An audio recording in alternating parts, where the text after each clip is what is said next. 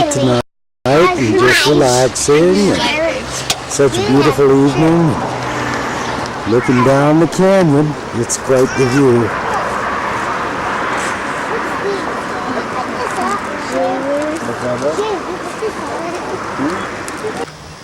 I really can't stress how important light mechanics is when growing plants. And here again we have our yarrow, and they're clear over, and now it's really shading out and interfering with the pepper plants.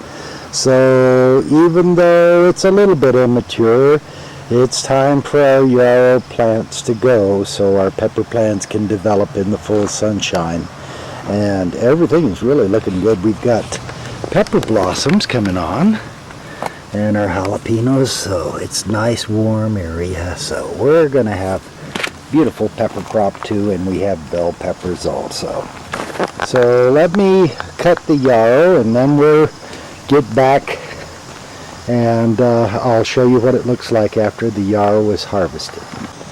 Now the yarrow has been harvested and it has left a sunny area for the pepper plants to grow, and no longer are they crowded out or threatened by the yarrow plants.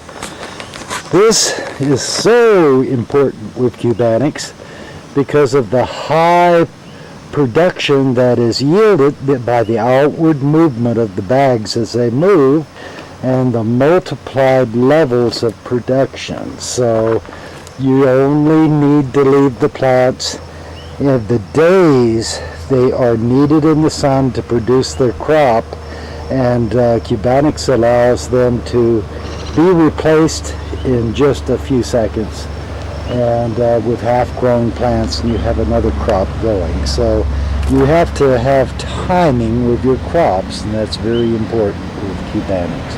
I will later put a few more petunias down, and I've gridded a few cuttings off of there so we have extra petunias to go for the fall season. Make it look a little pretty, all right? We're busy today and we're making that cherry cobbler. Really not cobbler, but we're making coconut macaroon wild cherry cobbler.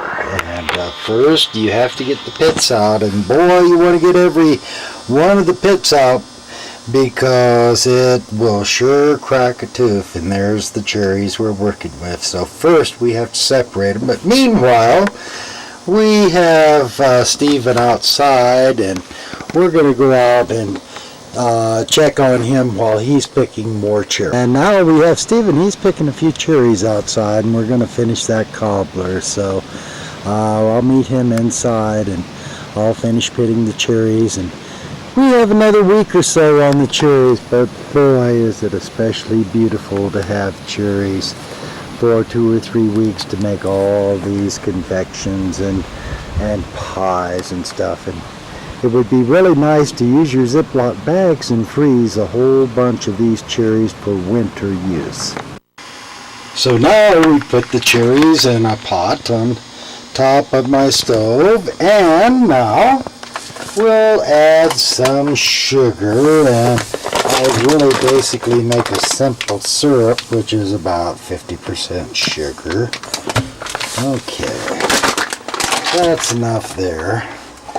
And I didn't have a large thing of vanilla, but I do have a neighbor that gave me some vanilla. So we're going to add 2 tablespoons vanilla to the mixture, and then we're going to light and heat the mixture. In the meantime, we're going to turn our oven on to about 350 and preheat it. And let's take this container out of the oven. Today we're going to use the smaller container. So we're going to make a beautiful, beautiful dessert. So there's that oven just came on. Let's let her heat for a while, and we'll be right back. To this mixture now, I'll add about a ½ cup of water, and we have flaked coconut, which grated coconut, and I'm going to add a couple of handsfuls, and this will be used as a thickener There's 1.5 handfuls to start, and we can always come back a little later. We're going to cook this mixture until the coconut is fairly soft and has soaked up the moisture. We might have to add a little more moisture, but we're going to get it good and hot, and meanwhile we have the oven preheating. So we're going to show you some tricks about making sure you pour the cobbler mixture into your Pyrex dish while it's real hot, and then we'll put the Bisquick topping on while it's bubbling hot and stick it immediately into the oven so that the mixture bakes evenly clear through. So this is our start, and we'll be fixing a beautiful coconut macaroon cherry cobbler. I've added a cup of Bisquick to a bowl, and I'm going to put in about 1/3 cup of sugar, and we will do cinnamon, and that's going to be our main seasonings here. But we're going to add the grated coconut right to our Bisquick mixture, and that'll make our macaroon topping. So also we'll be adding not vanilla extract, but almond extract to the topping. We've added vanilla extract to the lower cherry coconut filling.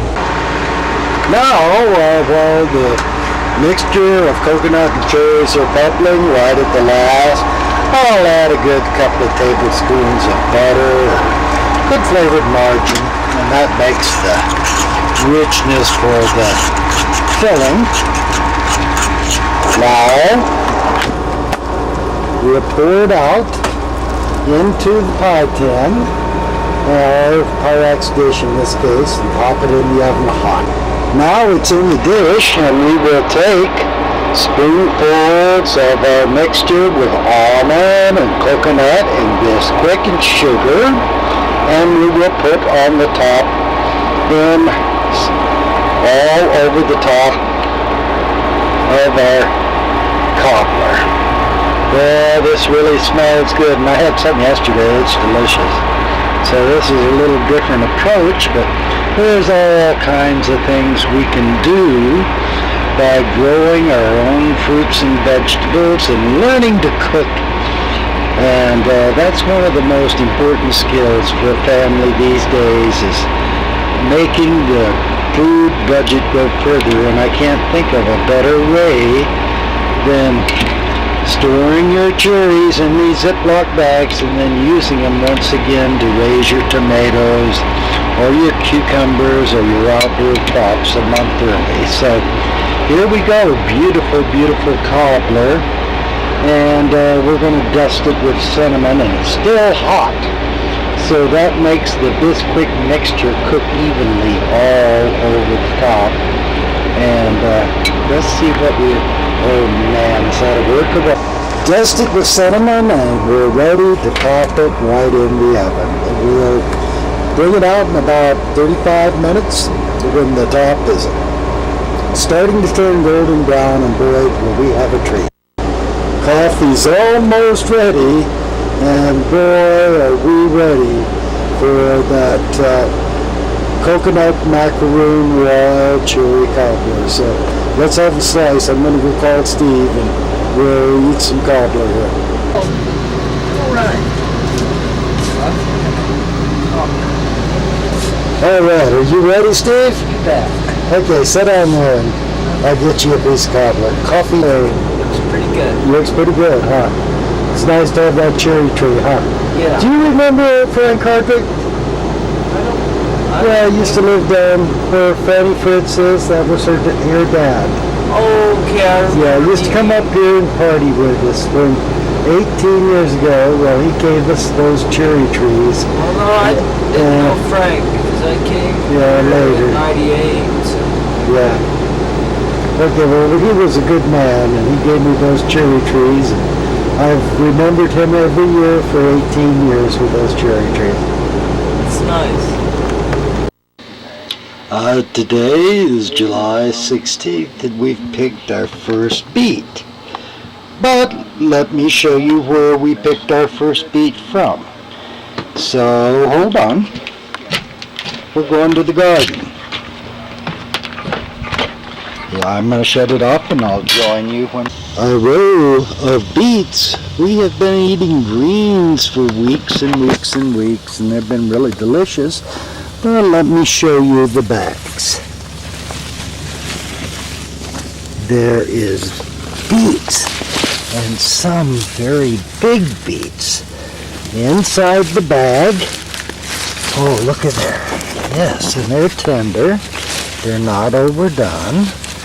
But we have not only beet greens, we have beets prepackaged while they're growing in their own container. So theoretically, we could store these beets in these bags and keep them moist for weeks and weeks and weeks before they dehydrate and go bad. So we've basically figured out a way to package beets, round carrots, round turnips, and different things like that. As we grow them, we could package them in our sales container, which would be the bags.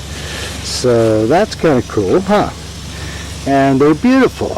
It makes a beautiful, beautiful border. And boy, what more can you ask is food. And listen, the irrigation is doing its job basically all the way around, and the few that do clog now are taken care of with the daily spray from the sprinkler system.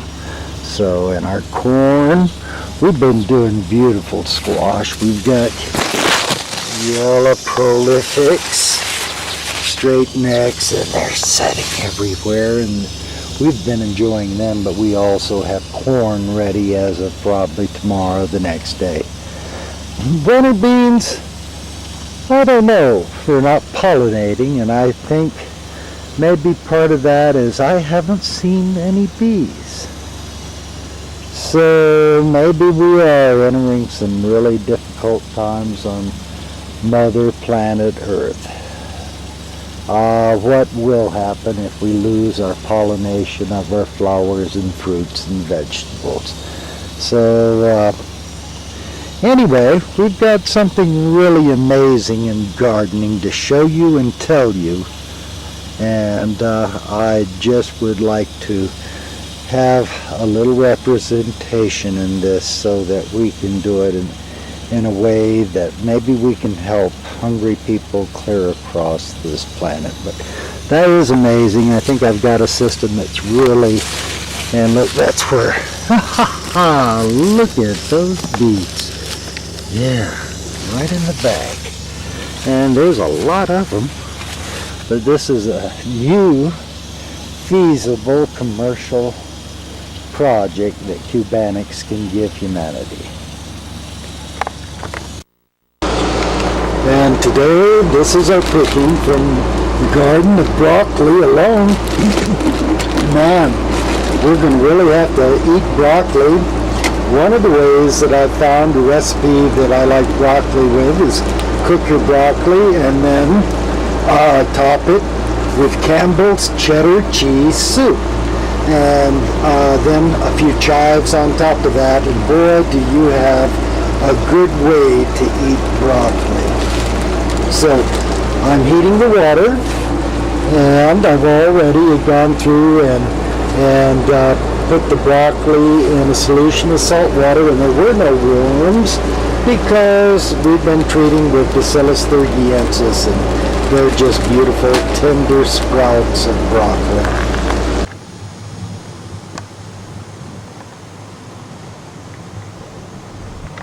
Today we're cleaning up the lettuce, and we're cutting it clear down to the Cubanic bags, and I'll show you how now we'll grow our second crop very quickly. We still have a couple